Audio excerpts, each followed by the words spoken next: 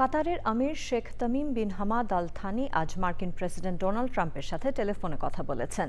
আঞ্চলিক ও আন্তর্জাতিক স্থিতিশীলতা বজায় রাখতে একসাথে কাজ করার গুরুত্ব এবং বর্তমান পরিস্থিতি মোকাবেলায় রাজনৈতিক উপায় নিয়েও আলোচনা করেছেন তারা।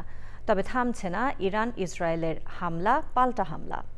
আজও হরমুজ প্রণালী সহ মধ্যপ্রাচ্যের বিভিন্ন দেশে হামলা চালিয়েছে ইরান। আমিনা রহমান সুপ্তির রিপোর্ট। আন্তর্জাতিক বাণিজ্যিক জলপথ হরমুজ প্রণালীতে ড্রোন হামলার ঘটনায় সংযুক্ত আরব আমিরাতের পতাকাবাহী একটি ট্যাগবোট ডুবে গেছে।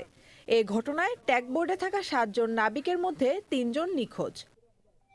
ইরানের জাতীয় নিরাপত্তা সচিব আলী লারিজানি বলেন, এখন ইরান ও মধ্যপ্রাচ্যে যা হচ্ছে তা আসলে প্রেসিডেন্ট ট্রাম্পের ভুল আন্তর্জাতিক হিসাব নিকাশের ফলাফল।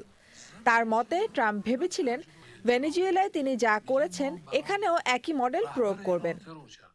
লেবাননের রাজধানী বৈরুতের দক্ষিণ শহরতলিতে ইসরায়েলি বাহিনী বিমান হামলা চালিয়েছে বলে আল জাজিরার প্রতিবেদনে জানানো হয়েছে।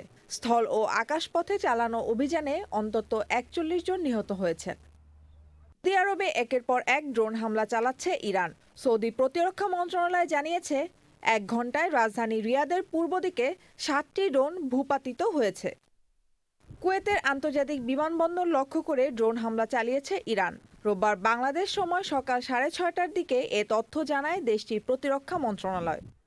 Amina Rahman Supti, channel I.